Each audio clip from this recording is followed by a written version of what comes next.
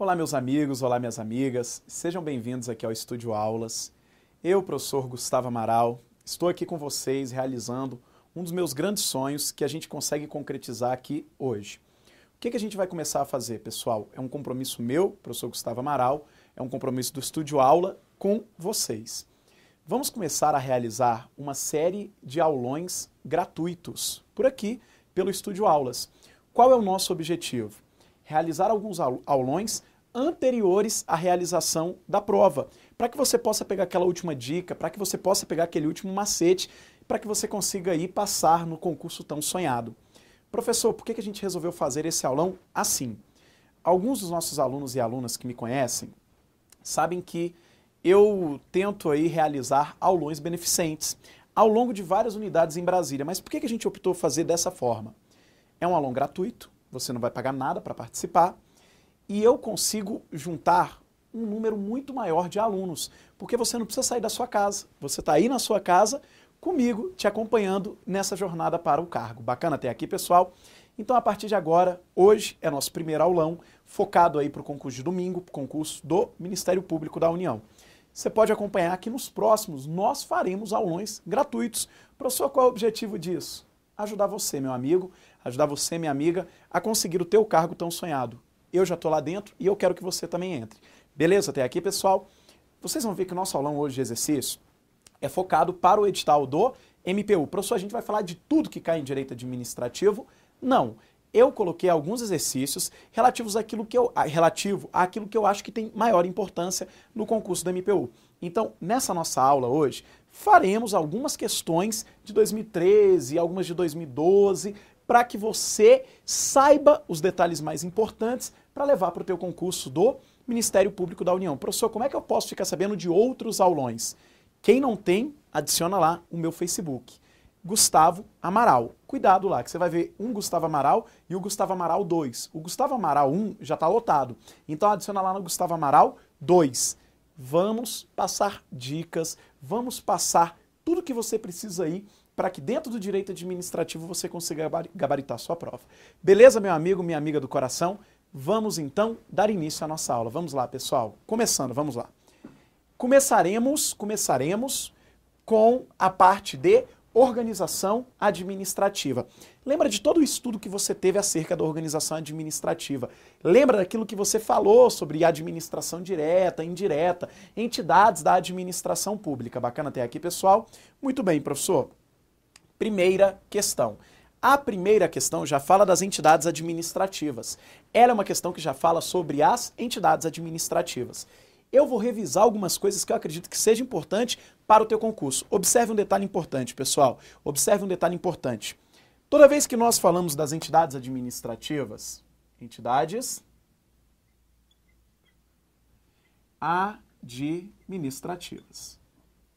acorda aí. Foco, vamos lá. Domingo é teu concurso. Domingo é o teu dia de ser aprovado, beleza?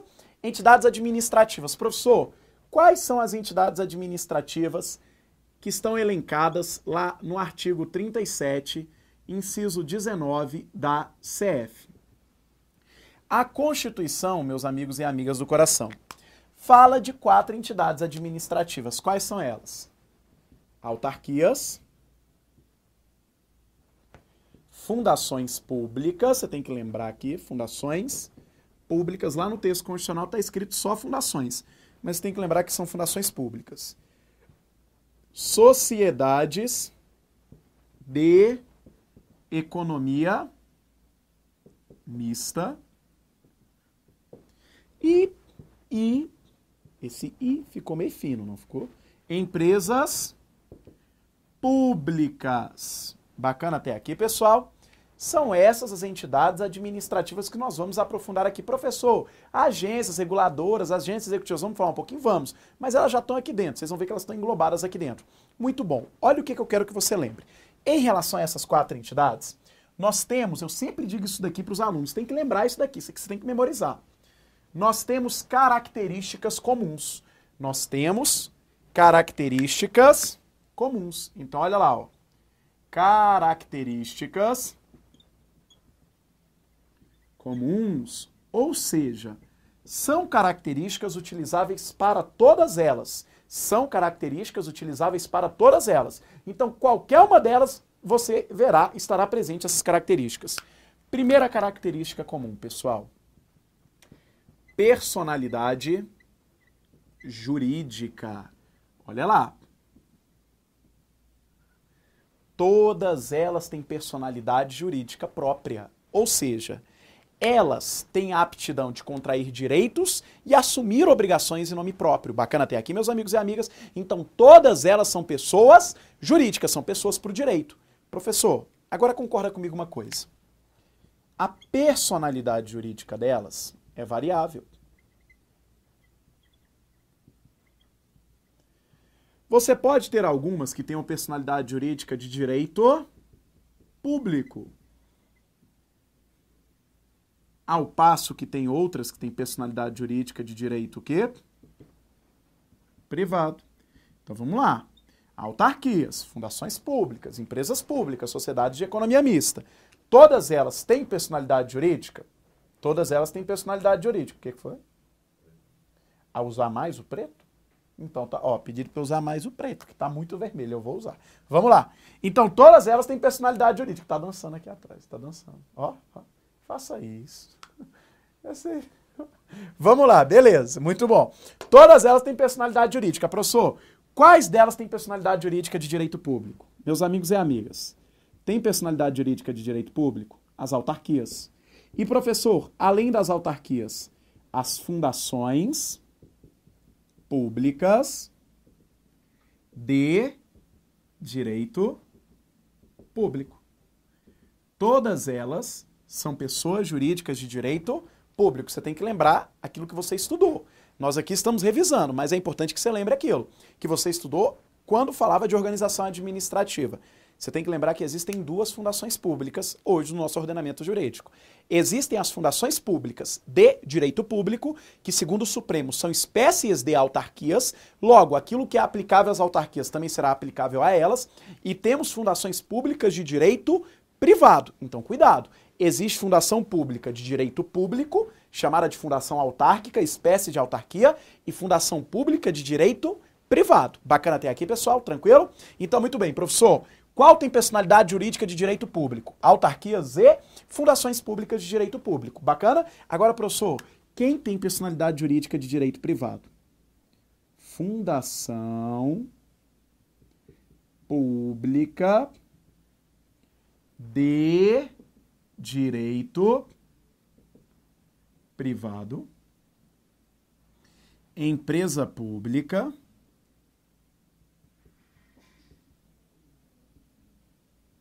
empresa pública, o que mais? Sociedade de economia mista.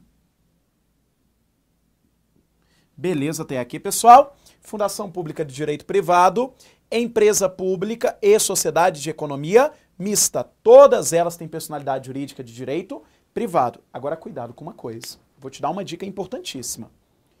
O fato de você falar que uma empresa pública, que uma sociedade de economia mista e que uma fundação pública de direito privado tenham personalidade jurídica de direito privado, não necessariamente quer dizer que todas as normas aplicáveis a elas sejam normas de direito privado. Cuidado com isso. Então, professor, o fato de falar que ela é uma pessoa jurídica de direito privado necessariamente quer dizer que todas as normas aplicáveis a elas são normas de direito privado? Não. Está errado isso. Por que está errado isso? Porque, cuidado, o regime jurídico dessas três, o que é regime jurídico? O campo de normas aplicáveis a ela é um regime jurídico híbrido. Cuidado com isso. O regime jurídico dessas entidades é um regime jurídico que é, pessoal, híbrido. Tranquilo até aqui? Por que é um regime jurídico híbrido? Você vai ver a incidência de normas de direito privado? Vai. Mas você também vai ver a incidência de normas de direito público. Eu vou te dar um exemplo. Empresa pública. Pessoa jurídica de direito privado. Aí, exemplo, a empresa de Correios e Telégrafos. Bacana? Professor, mas para a empresa de Correios e Telégrafos contratar o seu pessoal, ela é obrigada a fazer o quê, pessoal? Concurso público. Bacana até aqui, pessoal? É uma norma de direito público que regula aquela contratação, não é, pessoal? Então, observe. Para que ela faça essa contratação, ela precisa realizar concurso público, entenderam? Ah, professor, mas a contratação depois é feita por via de CLT, pela consolidação das leis trabalhistas, tá certo? Mas para que ela contrate, ela precisa de quê, pessoal? Concurso, Banco do Brasil. Em algumas atividades vinculadas à sua atividade meio, ele precisa realizar licitação pública para que ele possa contratar. Mesmo sendo uma pessoa jurídica de direito privado, tem-se aí uma norma de direito o quê, pessoal? Público, entenderam? Então, primeira característica, personalidade jurídica. Falei aquelas que têm personalidade jurídica de direito público, falei aquelas que têm personalidade jurídica de direito privado. Agora, segunda característica. Cuidado com a segunda característica. Cai muito em prova essa segunda característica. Professor, é sobre o que é essa segunda característica mesmo? Segunda característica. Olha lá.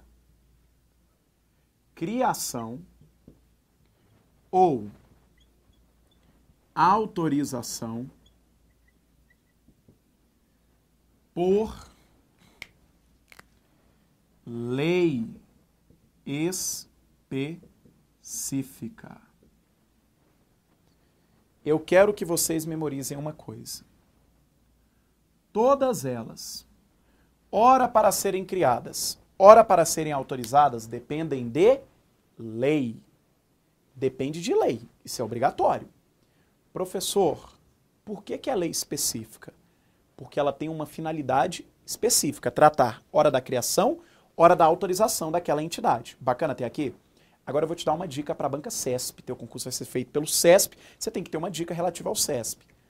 Em algumas questões, o CESP não coloca o termo lei específica. Ele coloca assim, autarquias são criadas por lei para desempenharem atividades típicas e próprias do Estado. Gabarito? Certo. Se tudo tiver certo e só faltar o específica, você pode julgar como certo, porque várias questões do CESP fazem assim. Bacana até aqui, mas para o teu conhecimento, tu tem que lembrar que essa lei é uma lei específica, beleza? Porque ela tem uma finalidade específica. Agora, se só faltar o termo específica, pode julgar o item certo, porque tem várias questões do CESP que falam isso. Bacana até aqui? Agora, professor, vai que ele me pergunte uma questão assim, a lei não necessita ser específica, aí tá errado. Porque ele quis deixar claro que ele estava cobrando a característica o quê? Da especialidade daquela lei. Muito bom. Professor, uma outra pergunta. Essa lei é complementar ou é ordinária? Pessoal, princípio da reserva legal. Quando o Constituinte quer atrelar uma matéria à lei complementar, ele deixa claro que a lei é complementar. Se ele nada dispôs, você tem que presumir que essa lei é uma lei ordinária. Então aqui é a lei ordinária. Bacana até aqui, pessoal. Professor, iniciativa dessa lei. Na esfera federal, a iniciativa é privativa do presidente da República. Perfeito até aqui, pessoal? Esfera federal, iniciativa privativa do presidente da República. Por simetria das formas, nos estados e no DF é de iniciativa de quem? Do governador. E nos municípios, dos respectivos prefeitos. Bacana até aqui, pessoal? Muito bom. Então vamos lá. Então, professor, eu preciso necessariamente dessa lei, que eu já te disse que é uma lei específica. Mas em alguns casos, esta lei faz a chamada criação. Então, olha, existem algumas entidades que são criadas pela lei específica. Ou seja, basta a criação da lei que a entidade já está o quê, pessoal? Criada. Quem é criada por lei específica? Autarquias e fundações públicas de direito público. Autarquias e fundações públicas de direito público são criadas por lei específica. Bacana? Agora, professor, tem algumas que a lei faz a chamada autorização. Quem é autorizada por lei específica? Eu vou colocar FP, Fundação Pública de Direito Privado, EP, Empresa Pública e Sociedade de Economia Mista, SEM. Bacana? Elas são autorizadas por lei específica. Agora, no detalhe. Aqui a lei específica vem para autorizar. Professor, além da lei específica autorizando, eu preciso mais do quê? Do registro dos atos constitutivos.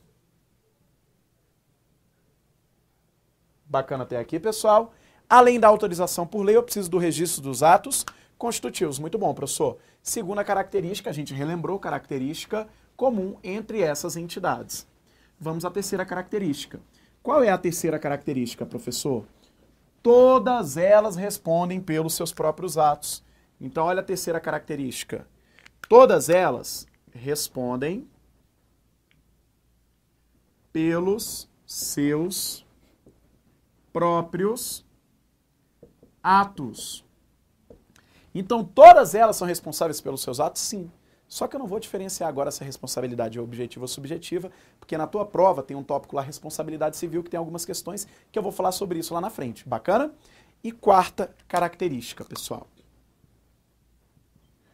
Todas elas estão sujeitas ao chamado vínculo finalístico, também conhecido como tutela administrativa, também chamado de supervisão ministerial. Vocês têm que lembrar o seguinte: todas as entidades da administração indireta estão vinculadas a um órgão da administração direta. Por meio desse vínculo finalístico, tutela administrativa ou supervisão, esse órgão realiza um controle sobre as atividades dessas entidades da administração indireta. Agora, note um detalhe. Por isso que o nome é vínculo finalístico, porque ele busca as finalidades daquela entidade. Não há, você tem que lembrar que não há hierarquia entre a administração direta e a administração indireta, porque são pessoas diferentes. Beleza até aqui, pessoal? Tranquilo e calmo? Muito bom, professor. E qual é a última característica comum? Eu quero que vocês lembrem a quinta característica da seguinte forma. Todas as entidades políticas, quem são as entidades políticas? União, Estados, DF e municípios, que estão lá no artigo 18 da Constituição. Todas as entidades políticas podem, meus amigos e amigas, criar entidades administrativas. Então, professor, União pode, DF pode, Estados podem, municípios podem criar entidades administrativas. Muito bem, fizemos uma revisão zona aqui. Agora vamos voltar para a questão, vamos lá. Consoante a doutrina, as entidades autárquicas são pessoas jurídicas de direito público, até aqui tá certo, que eu já falei. De natureza administrativa, tá certo? São pessoas administrativas. Criadas por lei, também tá certo. Veja que ele não colocou o termo lei específica, mas falou que era lei. Bacana? Para realizar de forma descentralizada atividades, obras ou serviços. Questão certa, pessoal. Pode marcar o certo nessa questão e ir para o abraço. Bacana até aqui, questão certa. Vou colocar aqui, ó, certinho. Muito bom. Próximo item. Próximo item. Empresas públicas são pessoas jurídicas de direito privado, até aí tá tranquilo. Integrantes da administração indireta do Estado. Criadas mediante prévia autorização legal, que exploram a atividade econômica ou, em certas situações, prestam serviços públicos. Certinho. Lembre de empresas públicas e sociedades de economia mista. Por que eu quero que vocês lembrem delas? Lembrem quais são as atividades que podem ser executadas por essas entidades. Professor, elas podem prestar serviços públicos? Podem, conforme previsão expressa do artigo 175 da Constituição Federal. Mas cuidado, elas também podem realizar uma outra atividade, exploração direta de atividades econômicas, conforme o artigo 173 da Constituição Federal. Eu gostaria que vocês se atentassem a um detalhe. Quando você lê o 173, você vai encontrar o seguinte dispositivo, está escrito assim, ó, ressalvados os casos previstos nessa Constituição, a exploração direta de atividade econômica pelo Estado só será permitida quando para resguardar os imperativos da segurança nacional ou a relevante interesse coletivo, conforme definido em lei. Cuidado com uma coisa. Por que eu estou te falando esse detalhe? Quando a Constituição fala de exploração direta de atividade econômica, ela deixa claro que isso não é matéria que, em regra, o Estado vai prestar. Por isso que ela fala, ressalvados os casos previstos nessa Constituição, a exploração direta de atividade econômica pelo Estado só será permitida. Então, observa.